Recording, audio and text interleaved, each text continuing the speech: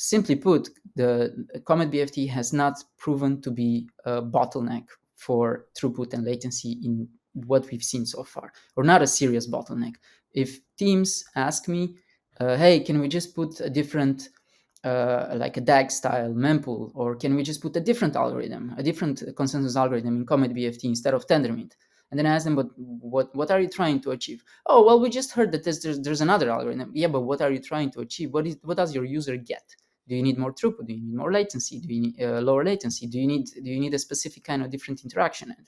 And then generally the discussion kind of goes to nowhere, because it's not really addressing any specific need. Today we're going to talk with Adi from Informal Systems all about CometBFT, Tendermint, and a new project, Malachite, which is Tendermint in Rust. This is a longer, more in-depth technical episode around consensus protocols, so let's get to it. So what is the current state of CometBFT as of right now? I heard there is you guys are doing a slow refactor. Is that what you guys are doing? While the Cosmos SDK is doing like a major upgrade and a major lift. Sort of where are you at in CometBFT's development? CometBFT is in a very interesting place, I would say. We are doing slightly slower or less aggressive refactoring compared to the velocity that we see in the SDK team. Partly that's because the SDK team has had more uninterrupted development time. The team has existed for longer. The software has been maintained for longer versus the CometBFT team. We just started at the beginning of 2023, so it's 1 year and a bit. It's actually not that long in terms of extremely complex software like CometBFT is. From certain points of view, the types of complexity that you deal with in CometBFT is also different than the types of complexity in the SDK. SDK, it's a huge code base, but you can work on it in parallel a lot more easily than you can work in parallel in CometBFT. So you can just say, we're going to refactor that and we're not going to touch this. CometBFT things are a lot more of organic, the way it evolved. Of course, in the beginning, SDK was also more organic, but it benefited from a bit more consistent effort compared to CometBFT. So between 2020 and 2022, until end of 2022, there was basically no development done in the Tendermint code base, and then end of 2022, it was completely frozen. And that's why we moved to CometBFT. So that explains a bit part of the reasons why we have moved slowly with CometBFT, but the amount of changes and the amount of aggressiveness and velocity in the team has been increasing regularly in the last year. There's also one more point that it's relevant. In 2023, there was no room or there was no expectation that we do any refactoring. The important thing in 2023 was, let's just ship ABCI v2. Let's just give to the community something new, something interesting that fills in the gap for what users can build on top of Comet. That included 037 and 038. That is ABCI v1 and ABCI v2 that included prepare and process proposal and vote extensions. So there was no room or there was no expectation and there was no reason for us to focus on refactoring. And it's only since then, since September, effectively last year, September 2023 until this year, that we have actually started to look into more deeper systemic issues of the code base. And we're doing it in a very, very targeted, like specific, this is something that can be fixed and it's easy to test that it's going to be correct. And that's how we did it. And now we're starting to do it in a more major chunks. We're starting to look at, for instance, decoupling the Mempool subsystem from the consensus reactor or consensus subsystem. That's a bigger lift. We're also having more broader Mempool efforts, just Mempool specifically, which is there's actually 2 of them. We did multiple throughout time, but we locked on 2. Those are what we call Mempool lanes, which is about to be tested by some app chain teams, and Mempool improvement called Dynamic Optimal Graph (DOG). These are just the latest 2. There were others throughout time, but these are the more broader and bigger efforts. Yeah, let's talk about the code base. So You talked about how the SDK was more sort of separate and modularized, and how CometBFT was more like ingrained together, like into one large piece. And so, like, if you modify one thing, you can't work on things in parallel. Talk about, I guess, the architecture. So we have like ABCI, and then we have I guess ABCI plus plus v2 Yep. now, and then we have sort of, I also heard there is modularization of CometBFT itself. And so sort of the mempool and the networking consensus were all ingrained whenever in the older versions. Can you talk about, I guess, besides ABCI, like the modularization of those parts of CometBFT? Yeah. You were talking already about what was it? The mempool Yeah. Yeah. already. So I definitely don't want to make it sound like the SDK team has a easy job. It's extremely complicated for them as well. It is indeed that the nature of complexity in SDK is different than the nature of complexity in Comet. And what I meant to say, for Mhm. instance, yeah, Also, yeah, can you talk about how this is not like anything against the SDK team, but like Tendermint was sort of neglected for years, and then pick up on sort of the work that you guys are doing now to sort of update it with Comet BFT? yep, yeah. Um, Yeah, it wasn't neglected. I wouldn't put it that way because the teams that worked on Tendermint definitely tried to ship valuable new features and valuable improvements and bug fixes and so on. But there was a mismatch between um the work that was being done and that work landing in actual use cases. And the mismatch was very, very difficult to diagnose because um, Comet BFT is at the bottom of the stack. It is is the furthest away from users, and there's SDK, IBC, Cosmosm. There's a lot more user facing or app chain. When I say user, I mean app chain developer. I don't mean front end user like a wallet holder. Um, so in order for, let's just take like Osmosis or Injective or many of the other 100 and so teams that are using the Cosmos SDK, the thing that they are most exposed to is the SDK and IBC component, for instance, but Comet BFT is more in the lower down the stack. So they are. This is essentially means that the Comet BFT or previously Tendermint team, I feel like they had to work hard to get users to give input because there is a distribution challenge, which is in order for anyone to test Comet BFT, you need first to integrate it with the latest version of SDK and the latest version of IBC. This is similar to, for instance, to make an analogy that I think would be useful is you have a car and you want to test a new engine for the car. But I can just give you the engine and you go ahead and you figure out what to do. You need to put the engine in a car and go on a highway. And the seats in the car matter, the driving wheel matters. You have to have clean windshield. You have to be able to have all of these other supporting materials to be able to use the new features in Comet BFT. Even though we could build the most amazing engine, you have to put it in users' hands. So the pipeline to get it in users' hands had intermediary steps, and briefly, there was a lack of coordination for across all of the teams in the interchain. Comet used to be Tendermint, SDK, IBC, Cosmosm. All of this needed to be coordinated, and it fell on the shoulders of the Tendermint team to do that kind of coordination. And it was a lot of work, and it was very difficult. We're still really struggling with that today. So this has nothing to do with kind of the complexity of the code base. It is shipping that code base to users. It's harder for the Comet team because it's at the bottom of the stack. So for instance, right now, this is a unique challenge to Comet BFT, which is we get ready to ship a release, and then we need to wait for that release multiple months to be integrated with the SDK and IBC and other components. And while that is happening, the Comet team, the code is frozen essentially, so that the other teams can integrate. So there's this challenge in the let's say the distribution channel. To go into the specifics of complexity and the difference in complexity between Comet and SDK. Again, I don't want to minimize what the SDK team has on their shoulder. It's a much bigger code base, and it's full of dragons and serpents and all of those things. It's extremely challenging. And they definitely benefited a lot from consistent and patient and just chipping away at the difficulties in the SDK code base. But when I look at the Comet code base, again, an analogy that I think is useful is imagine the Comet code base is you live in a house and there's 20 people in that house, and all of those 20 people need to communicate with all the other 19.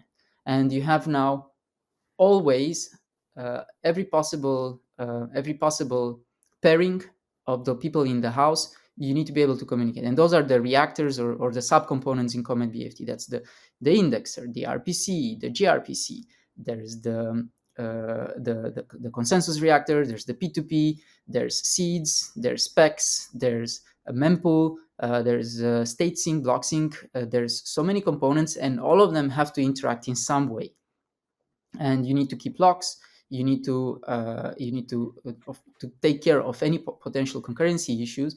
And when you introduce a change somewhere, you need to be taking care of how that change affects in emergent ways the behavior of all the other components. So if I tell, I live in a house with 20 people, and I tell one of them I want to have lunch, then all of a sudden others, okay, let's just have lunch. It's like this emerging behavior. Let's all have lunch now, but I only cooked 2 portions of food. I don't know if the analogy helps, but it's a lot more tightly coupled code base versus the way to think about the SDK. And I'm not an SDK expert, but the complexity there is along the lines of there's a block being built, and now we have to process that block. And processing a block is an activity that is more amenable to pipelining and splitting of effort and parallelizing the effort versus constructing a block in the first place, which is a more concurrent style of task. And you need to serve that through different channels, and you need to keep track of the multiple peers in concurrently that you communicate with on the transport layer. And you have the complexity of the consensus implementation, which just in itself, that would be a very, very difficult. It's a very difficult problem to solve. And the way it's been engineered is been engineered in a way in which is very tightly coupled with all the other components in the system.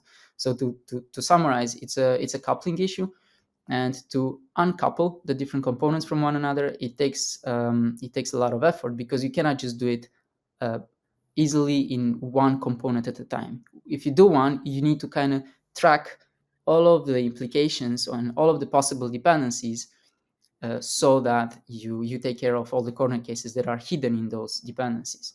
The other thing is that the Comet code base is actually extremely resilient. The software is extremely battle tested. So there's a lot of complexity and corner cases that are handled due to the numerous years of experience that the code base accumulated. There is at the same time certain patterns that are very naive. For instance, the way in which Go routines in which just generally the concurrency model of the code base is not sound. There's too many Go routines being used, so there's too much concurrency, and it's difficult to say what is the concurrency model as a whole of the system. You just have messages coming through, and then you don't know what is the next step. Do you have like 50 routines that are starting up based on that message, or you have 30, or you have per number of peers? It's too much to capture in, say, like a nice diagram or in a nice flame graph, and be able to say, okay, this is where the bottleneck is, and this is where we're going to start from, and this is kind of the root cause of a certain problem we're trying to address, like say performance issue or latency or so on. So all of this is because the code base underwent many years of just adding new small things and fixing new corner cases, which makes it very battle tested, but it also makes it able to handle all of this. So it's a very wise code base, if you will, but that also makes it difficult to evolve without actually paying an upfront cost for resolving all of that technical debt. Yeah, I've heard that like consensus protocols are very simple to sort of start and implement, but then as soon as you go beyond the research phase, it's like very hard to get sort of these.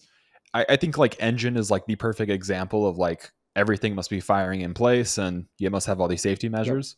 Yep. Can you just talk around how Tendermint has Tendermint CometBFT has aged, and sort of why hasn't there been a rival sort of battle tested consensus protocol like Hot Stuff or whatever?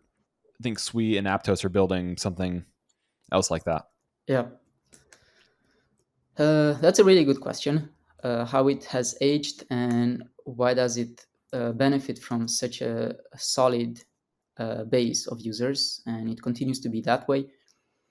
I think it aged quite well. Like I said, it's very, very battle tested, and the implementation in Go is extremely easy to use. We know about enterprise use cases. We know about Web2 corporations. We know about companies that reach out to the Comet team to standardize the ports with international standardization agencies.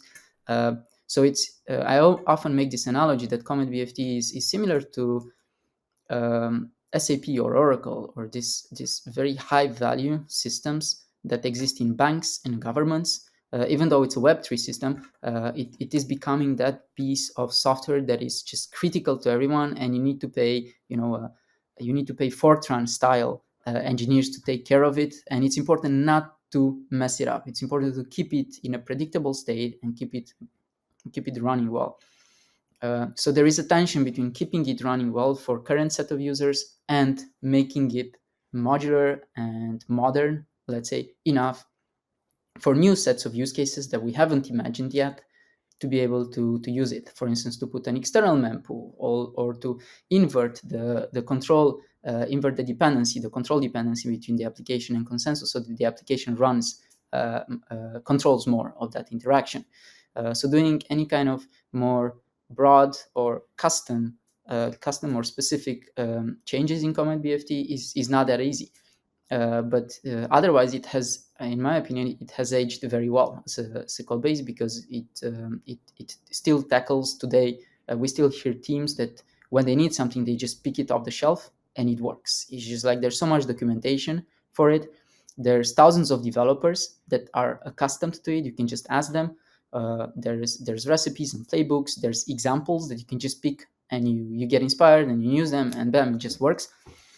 So I think in all of those respects, it aged well. It also aged well in the fact that there has been a lot of innovation, and I would put innovation in quotes, because it is very valuable research innovation, but in terms of performance of consensus algorithms, and it's often spoken that there's different kind of initiatives or different ideas on how they can be improved. But simply put, the CometBFT has not proven to be a bottleneck for throughput and latency in what we've seen so far, or not a serious bottleneck.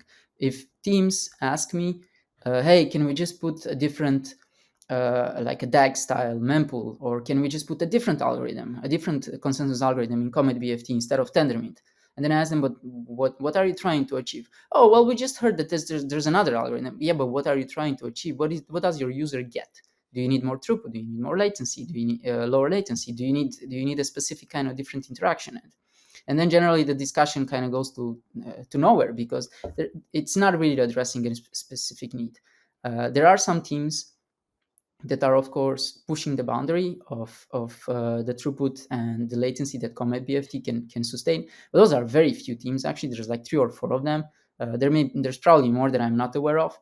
And with those teams, you get a lot more bang for your buck if you just think about the application design, and you think about how do you go around consensus instead of just shoving a lot of data in consensus and expecting that to take care of your throughput needs.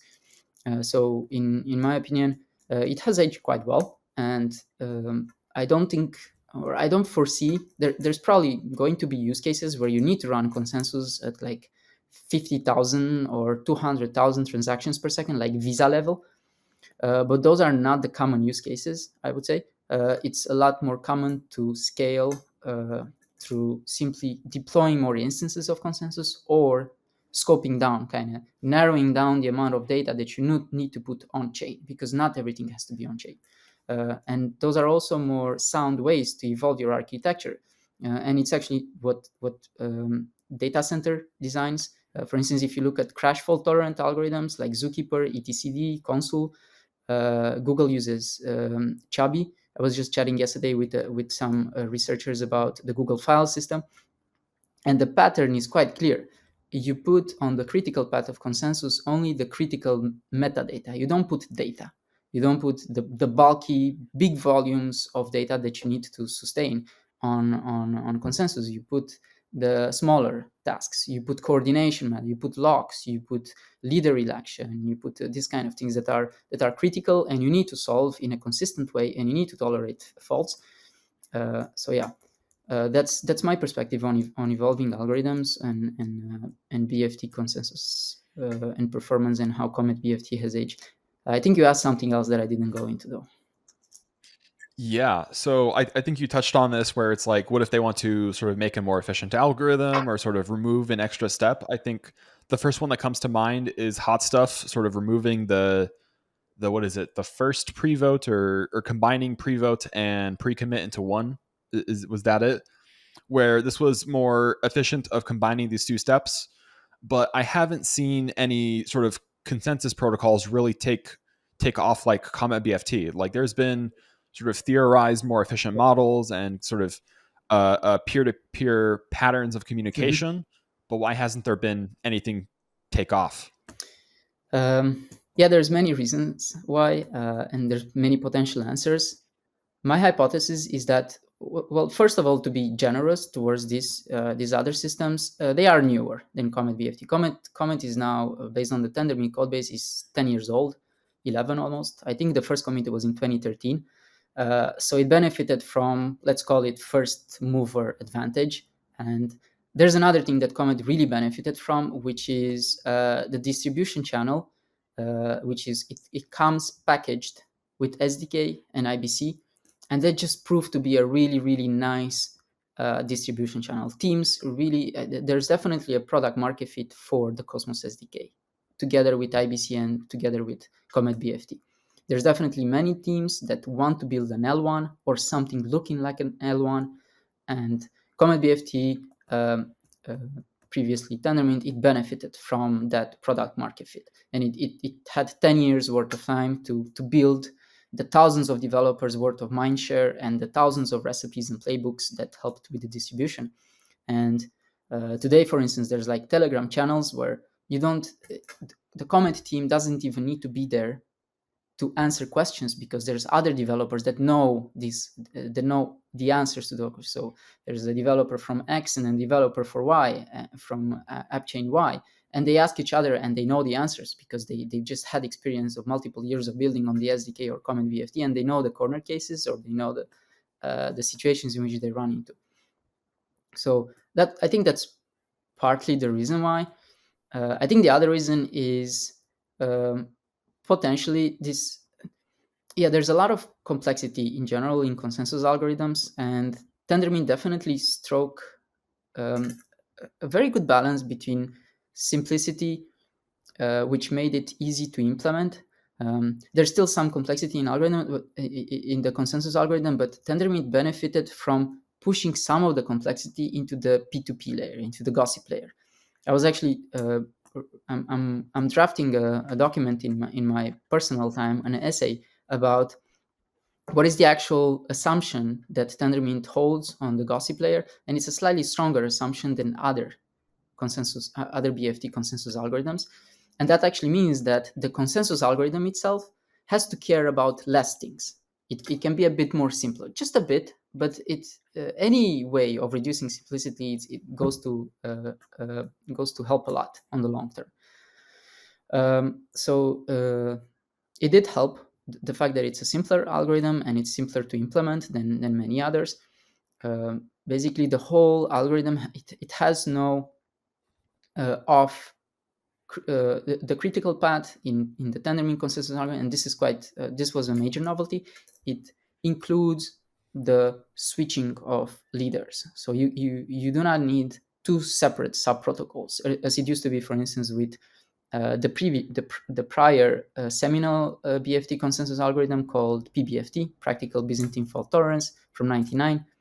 That has two subprotocols. One is for the common case, and that's optimized to do high performance, But then when you run into degraded operational conditions, like there's network asynchrony, or your current leader misbehaves, or is late, or it's faulty, then you run into a separate subprotocol. And that's when you need to choose the next leader. And the fact that there's two subprotocols, you need to reason between them separately, you need to make them work together, and there's just a lot more complexity. Tendermint has the two kind of combined into one. Yeah.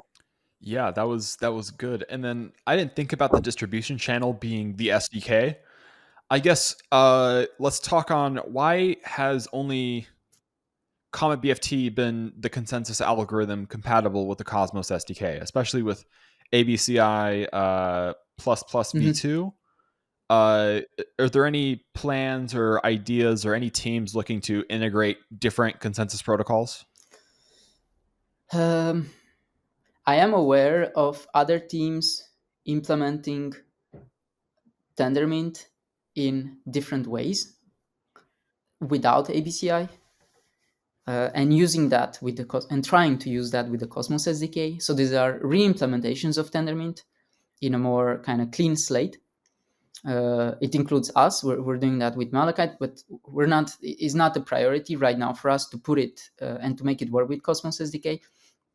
So even in informal, we're re-implementing Tendermint in Rust, but we're doing it for a particular use case for decentralized sequencers. So that was the initial inspiration and trigger for decentralizing the Starknet L2. So I know about teams that want Tendermint to work with SDK, but I don't know that much about teams that want a different consensus algorithm to work with the Cosmos SDK. I'm sure there are, though the business, the value proposition for just putting another consensus algorithm to run with the Cosmos SDK, it feels to me a bit superficial. I don't see yet. There are some chains that will benefit from extremely high throughput, but there's no reason why I couldn't make Tendermint work with high throughput. For instance, Celestia is a really good example. They are probably going to go towards a model where they are decoupling more and more what goes on chain and the distribution paths. There's you could make a separation between what could be called like a control plane and a data plane, and these are well-known kind of analogies from other domains. And it seems like that's kind of where Celestia is going. And you can still use Tendermint with that kind of model. You could use a DAG-based mempool, or you could have other ways to distribute at high volumes of data while keeping the consensus algorithm the same. Maybe it makes sense for them to also experiment with other consensus algorithms. I haven't put much thought into it, but there's some fundamental limits that you will eventually reach with consensus, and you will still need to do, even if you take off the shelf, say hot stuff, or you take off the shelf other consensus like Mysticeti or other. I think there's another one. I'm planning to read it. Autobahn. It's called Autobahn BFT. It's published this year in SOSP.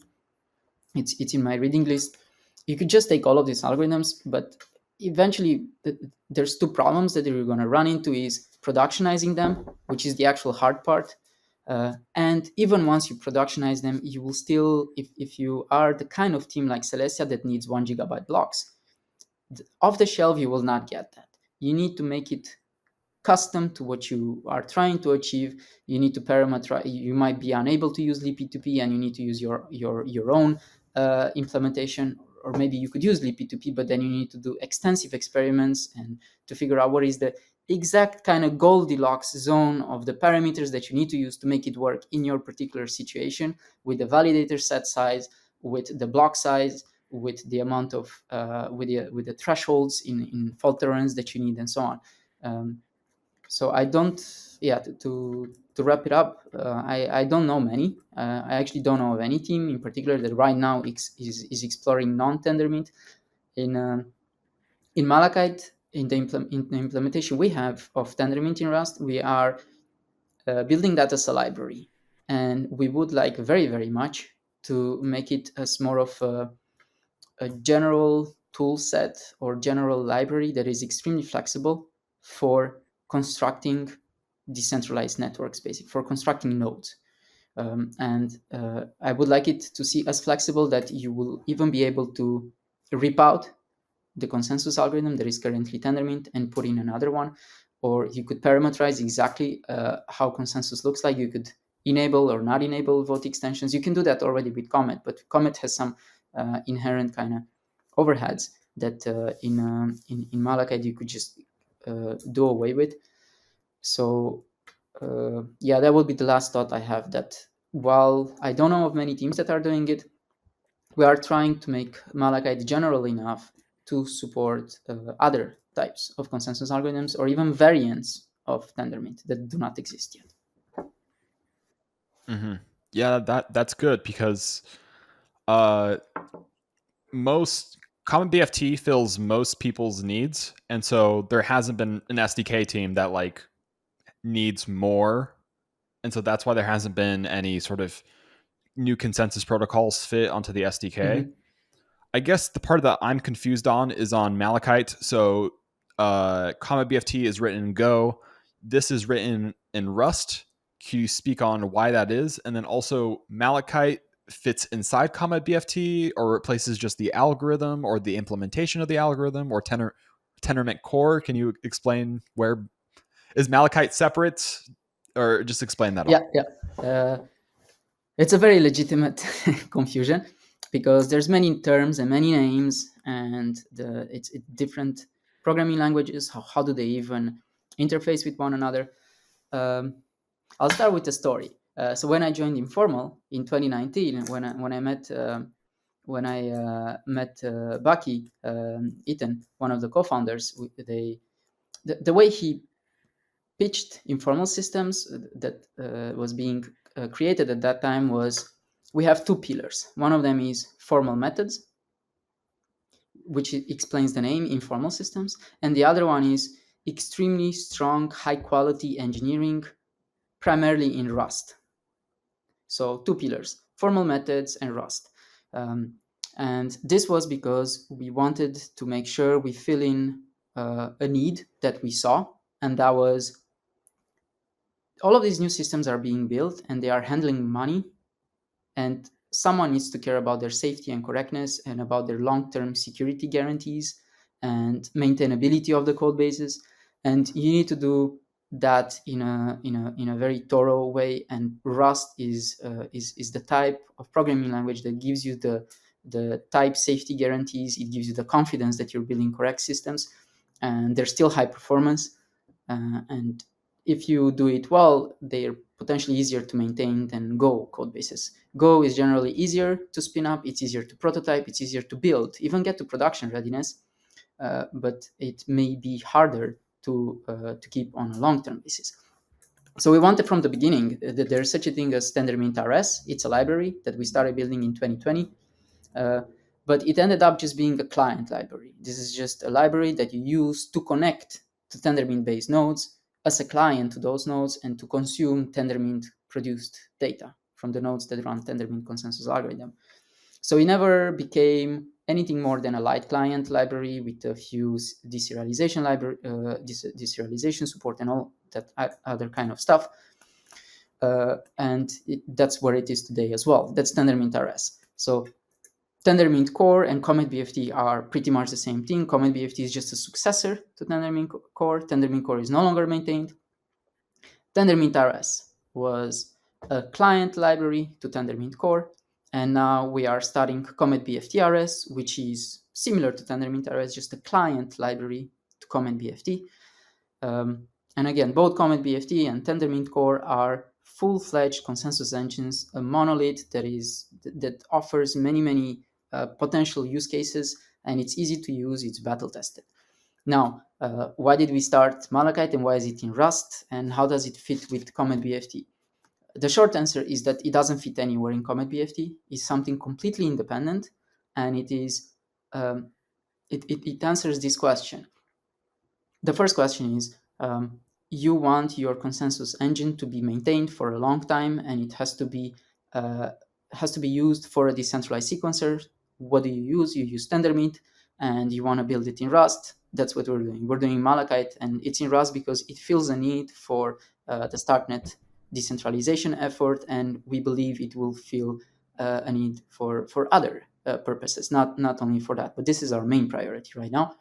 So that's part of the answer. The other one is we are personally really invested and really curious and really interested in building systems in Rust. So we have kind of like a personal bias to want to do it in Rust. And again, it doesn't fit anywhere with CometBFT. It's just two parallel efforts, and we don't even imagine necessarily them converging.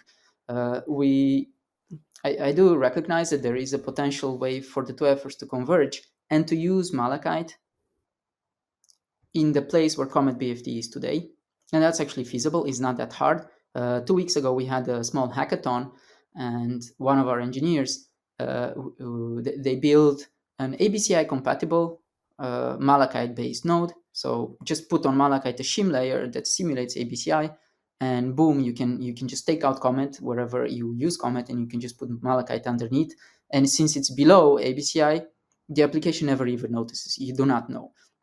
Of course, this is just a prototype, and the ABCI interface is actually pretty complex. It includes 4 connections, and we only care about the consensus connection. So Malachite doesn't have snapshot support, and it also implements a very basic mempool right now.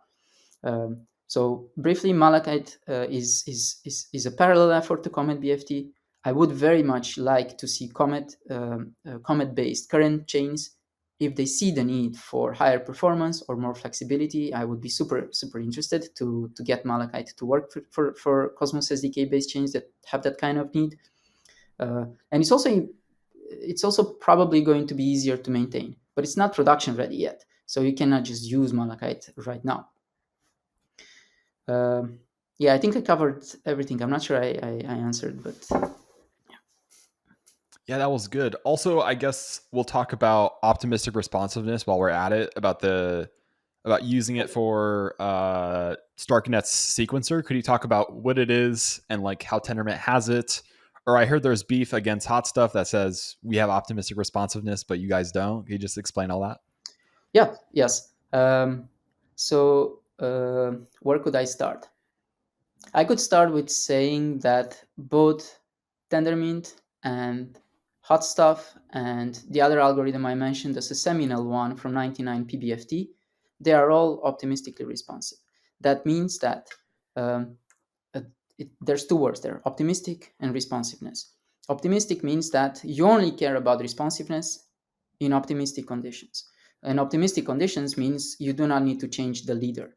The node that you already have is healthy enough, and the network is not asynchronous. The network delivers your messages, and consensus algorithms have to care about all of these possible other conditions, but optimistically, they don't need to care about those conditions because you're just producing blocks and things are business as usual. It's sunny outside and so on. And responsiveness, so that's optimistic. And responsiveness means that you can produce a block at the latency of the network. That means that on the life cycle of a block production pipeline, or at the different phases of a block production, there's generally 3 phases, but you can have algorithms with fewer or more phases. You do not block waiting on a timeout to expire. So responsiveness means you get a message, you reply to that message. You get a message, you reply to that other message, and you do not sit as a node, you do not sit waiting on a timeout to fire. If you sit and wait for a timeout to fire, that means you're not responsive. You're just waiting there for some stuff to happen. So you can respond to messages immediately because your algorithm does not rely on some timing out conditions. And that's responsiveness. And responsiveness is important, in particular in optimistic conditions. So all of these 3 algorithms are optimistically responsive. That's kind of the high-level description of it. And there was the initial article that describes Hot Stuff. It claims that Tendermint is not optimistically responsive, and Casper is not optimistic. Casper, the consensus algorithm that used to be used, or I think it's still used in some version in Ethereum, is not optimistically responsive. And we still haven't got to the bottom of that, but my current understanding on that claim, which is an incorrect claim, is that in order to understand where the inconsistency comes from, or why is it an incorrect claim, is you need to really specify what do you mean by Tendermint. And this is where kind of the confusion came from, because in fact you can think of Tendermint, there's multiple papers that describe Tendermint, and some of them are preceding the canonical one, which is from 2016 or 17. So there is, including Ethan Buckman. He even wrote his master thesis, and he called it Tendermint, I think. Jay Kwon, he published 2013, I think, the white paper of Tendermint. Now these algorithms, I will need to double check this, but most of the non-canonical descriptions of Tendermint, they are incorrect. They have problems. It's not even that they're not responsive. They have actual bugs. They don't work. Okay, and they were fixed in time. And then in 2017, the what I call canonical, which is the one that served for the implementation of Tendermint, that's what people refer to as Tendermint, and that one is optimistically responsive. So it's, if you refer to Tendermint as anything before the canonical version, you can say those are not optimistically responsive, and you can even say those are even buggy. So you can say a bit more worse things. I need to check exactly which of those papers are wrong, which of those papers are not. But it's kind of confusing because you need to look at, back in time, and you need to go into the details of those algorithms, and no one has the week's time of energy to look into them. So in theory, the hot stuff definition of responsiveness and the way the thing today that they referred to as Tendermint, they were probably correct. It was not optimistically responsive. Now the trick is that it was not exactly Tendermint that, as I understand it, they referred to. And Tendermint is the thing that was published in 2017, and that is the thing that is optimistically, and that is the thing that is implemented in Tendermint core and in Comet, and we're implementing in Comet in Malachite. So yeah, we recently wrote a blog trying to clarify all of this and erase, let's say, the damage that has been done, or undo the damage that has been done with the claim that Tendermint is not. And we're still dealing with that damage. Sadly, it's not that easy because when you have good, strong marketing and communications, and I think Hot Stuff team, I really respect them for that. They're very, very strong in finding product and product market fit, and kind of iterating in what they say and how they communicate. The value of what they build is very clearly communicated, and that's really commendable. So they communicated very, very clearly that Hot Stuff is optimistically responsive, and there's these two other bad algorithms, Tendermint and Casper, and maybe there were others as well, and they're not. And that pervaded a bit through the ecosystem. It pervaded even in the research community. And now we need to undo that damage. And we've been doing it for almost a year. Actually the Hot Stuff co-authors, some of them, they were super, super happy to help us and to kind of help us understand where did the confusion come from. Also recently, the Hot Stuff team, not the Hot Stuff team, the Espresso team, which are implementing the Hot Stuff algorithm, they have also published a HackMD blog post expressing the differences between Tendermint and Hot Stuff, and kind of starting to come around to the fact that actually it was not a fair blow to Tendermint, or it wasn't as fair as it seemed initially. And so I think we're starting to come around and not really undo the damage there. But yeah, I hope I did everything. Yeah, that was great. I think like you described responsiveness as like immediately replying, and like that's super important for like the sequencers. And so I guess there was teams shopping around on which consensus protocol to use, and they were like, we want the like optimistic responsiveness route. We want I and then I guess they thought only Hot Stuff provided this, and so yeah, that was like a big misconception. I'm glad we talked about that.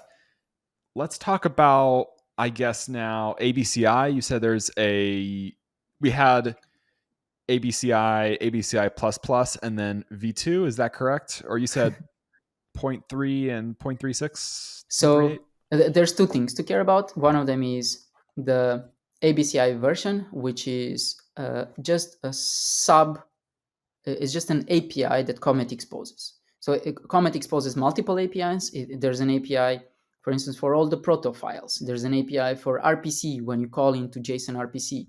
And there's an API that you use to communicate with the consensus engine as an application. So there's multiple APIs. One of them is ABCI. There's others. And ABCI is versioned. There's ABCI v0, v1, v2, v3. And ABCI v1 and v2 are together what forms ABCI++. It's a bit complicated, but ABCI++ was proposed in 2019, I think, by Dave from Osmosis and Sunny. I think they introduced the original RFCs. I put some Twitter content on this, trying to kind of make it a bit more digestible for people and give the history behind it.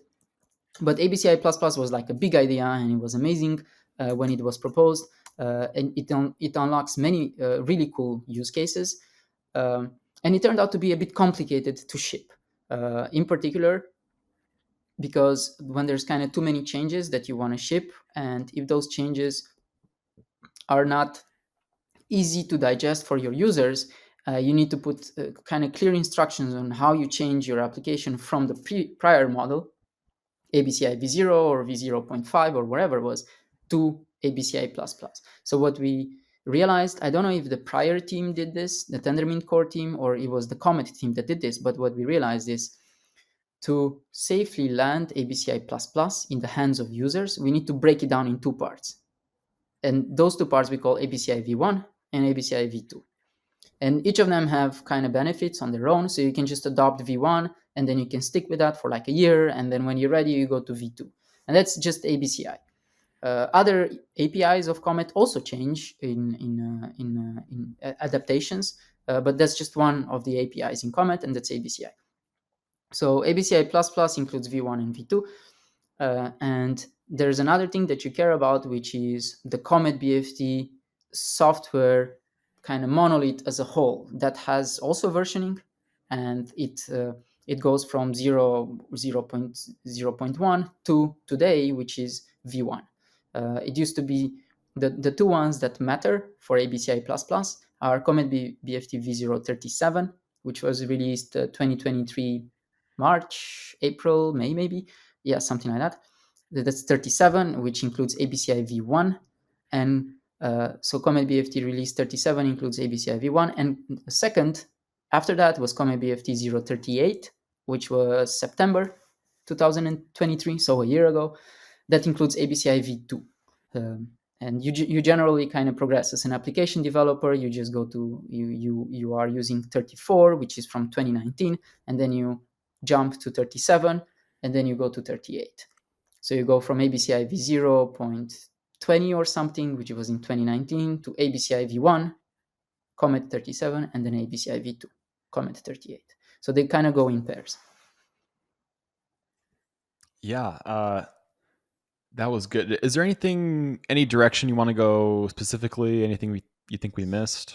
There could be a couple of other things to say about Mempool. There could be things to say about how we envisioned Malachite. So that there's some things that I only gleaned, or I only kind of briefly mentioned. Not sure. Yeah. Let's talk about the mempool. There's been, I guess, issues that have with the mempool from, I think Evmos is having them. I think there's been some bugs, some inefficiencies that existed 2023 that have sort of been fixed by Osmosis and their team to make it more efficient. Can you just talk about why mempools are, the current problem, why it's so hard to fix, and sort of like the efficiencies that have been made?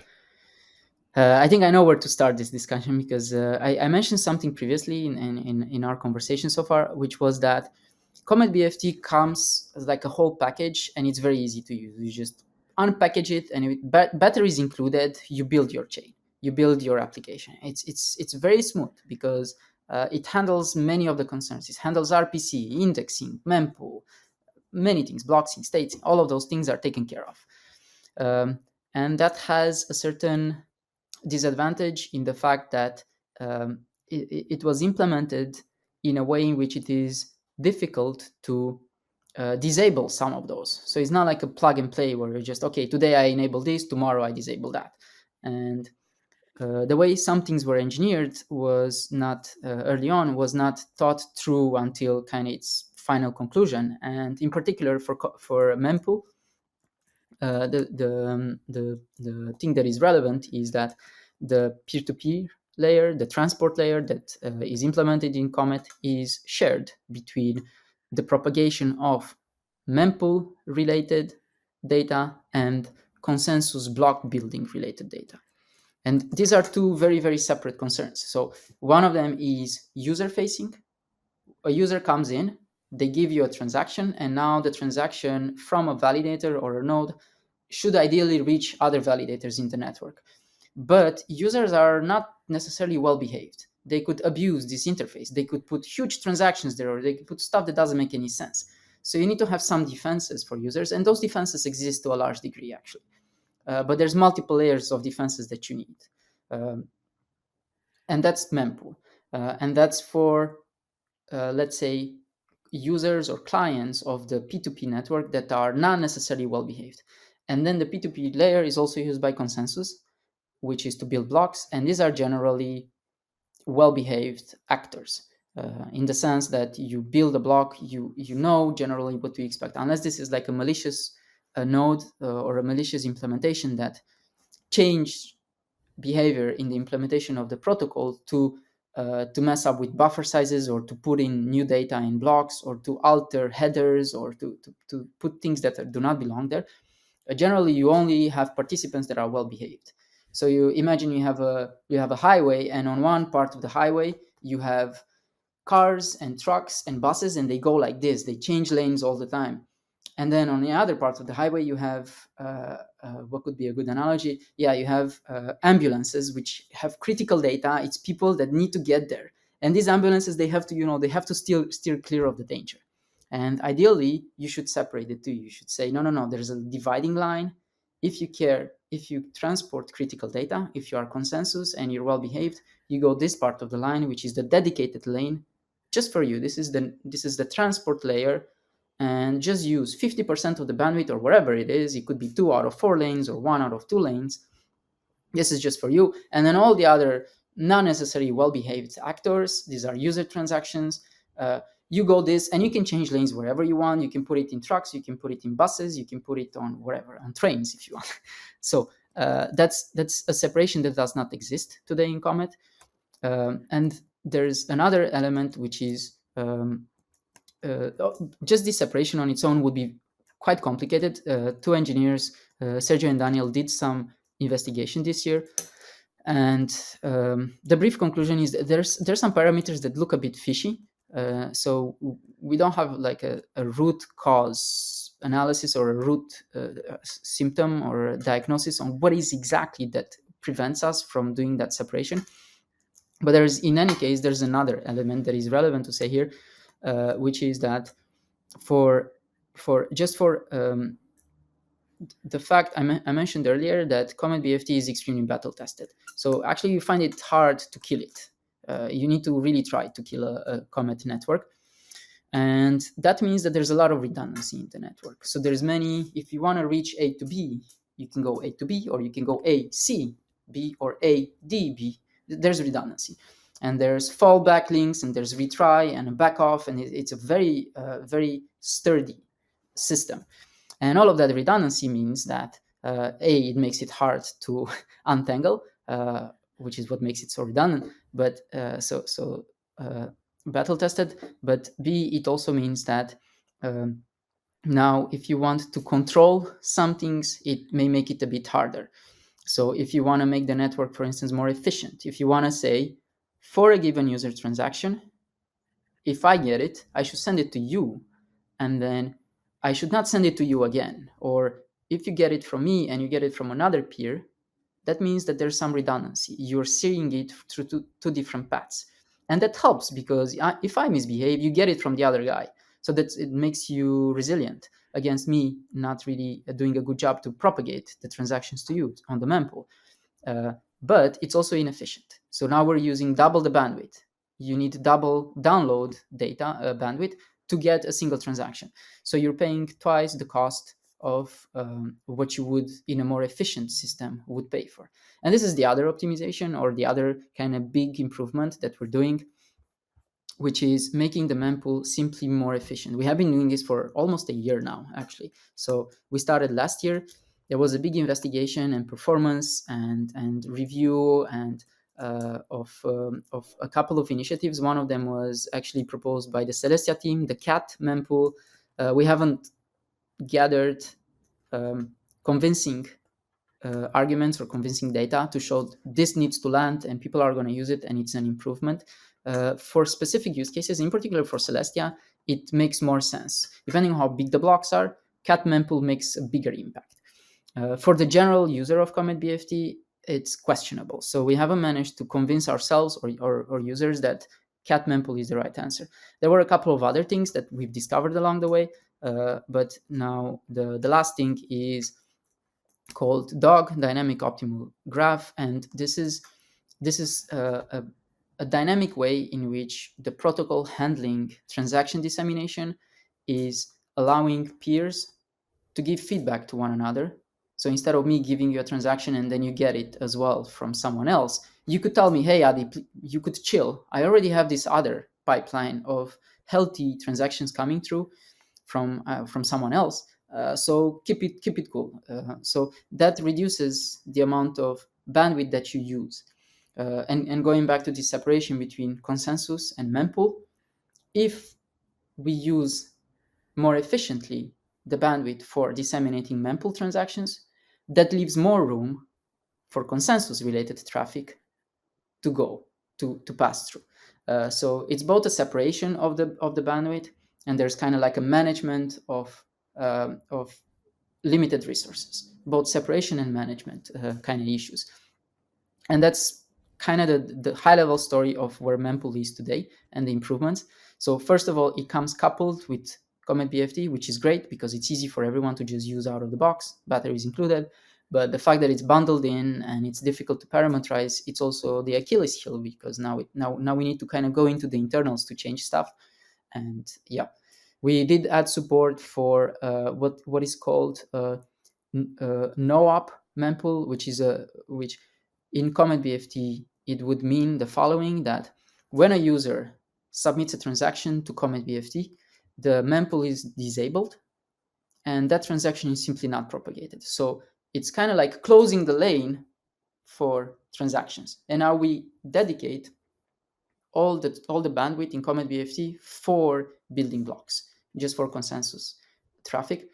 And the way this works is, or the way it was designed, is that mempool is outside of the process. There's other binaries, other processes that handle transaction of mempool, dissemination of mempool transactions, and that's kind of different highway that you use. You could use airplanes or something else, if that makes sense. So we added support for that early this year. I still don't know any chains or users that adopted this, in particular because now you need to build your own mempool. There is a separate subsystem, and now you need to manage that. So there is support for it, and for teams that really need high performance stuff that doesn't interfere with consensus block building, they could use that. That's an option. And actually, I would be really interested to gather if there are app chain teams that would like to use this. We would be interested from the Comet team to build the external mempool and to offer it as like a add-on or like a performance enhancement plugin. Yeah, that was really good. So I guess validators are more professional, and so those lanes sort of are typically more well managed. But like the transactions, people just like stuff junk inside there and then cause like all this congestion, and so that's why there's separation. And so I guess there's now these new cats and dogs to like help the mempool out. Is that right? I guess like is P2P storms, was that like a legitimate problem or sort of kind of in the middle? Because Tendermint is like CometBFT is very reliable and redundant, but like you push it a bit too much and P2P storms actually like do damage. Can you just like explain all that? Yeah. The P2P storm thing, that was very difficult to untangle actually, because it is in the domain, it falls within the domain of multiple parts of the stack. It's more of a systemic issue. It is an issue. It can definitely affect networks, yes. Uh, and it's an issue that has multiple causes, multiple symptoms. It's multiple instances of a problem. It's not, there is no such thing as one P2P storm. There's just different ways to spam and abuse the system, and different ways in which the system may fail. And it can fail just as easily as being misconfigured. So even misconfiguration, you can call that a P2P storm. If you just take CometBFT and you don't take a minute to think about the workload that you're supposed to handle, you can already just simulate a P2P storm like that. Uh, there's like I said, it's at the intersection of multiple domains, so it's not just CometBFT, and there's definitely concerns in how the mempool handles traffic and how that is shared with the consensus building process, and that definitely plays into the issue. Uh, but there's also concerns into, like I said earlier, the traffic coming from users is not necessarily well behaved. So if you don't have controls and limits in for instance, in how many transactions you allow users to submit, how big can those transactions be? Can they be like megabytes? Can they be, what can you put in the memo fields? Are there gas limits on how much you can support? Gas limits per transaction, gas limits per block, uh, size limits per transaction, size limits per block, and those have to exist at the IBC layer. It should exist at the SDK level. It should exist at the Comet level, because this is a Byzantine fault tolerance system. So anyone could just take the code, they can compile it with their own parameters, and the network has to still function. So you have to be able to cope with situations when someone else is using your code in a misconfigured way. So you need multiple levels of safety, or multiple levels of rate limiting, and yeah, that's what makes the matter very, very complex and difficult to diagnose. Mhm. Yeah, that was good. I guess now let's just finish it all off with sort of, you're talking about there is some extra details about Malachite, its history, or something you want to share about it. Uh, yeah, there's a lot of stuff that I could say about Malachite. I've been thinking about it a lot in the last couple of days, because we are preparing to open source, to make it public. So the code is already open source. It's just that it's sitting in a private repository, and we're starting to tie the loose ends in the code base for stamping it as saying this part is now public. It's good for use. It's basically production ready. So feel free to use it. Of course, it still comes with no guarantees, because it's not V1. It's not something that is published with some semantic guarantees and so on. But making it public has consequences, and we want users, when they just land on the repository, there's a lot of there's things there that already work and that are predictable and reliable. So I've been thinking a lot about Malachite recently, so I could say a bit more things. But at the high level, the the general value that we want to communicate with Malachite is that there is still a lot more room for experimentation that can be done, and that can even be done at the level of the consensus engine. So there's a lot of room of customizing things, customizing your block building, the libraries that you use, the type of signatures, the type of aggregation, what you put in vote extensions, what you put in pre-votes, uh, how do you construct your block, what goes in a block, what goes off chain, how do you consume indexing data post block building, for instance hooks. Um, and all of those things are easier to do with Malachite.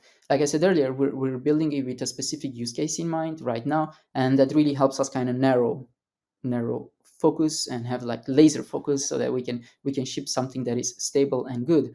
Um, but at the same time, we build it in a way that doesn't lock us in too many design decisions. So we started with a very, very nimble core that is just a pure no IO or no kind of side effects. It's just a very simple. It's just a state machine, and it captures the Tendermint consensus algorithm. It has like 3 modules, I think, and you can just read it as you read the white paper that's on archive, and it's kind of straightforward to understand. So that's the core, and that's the most important part.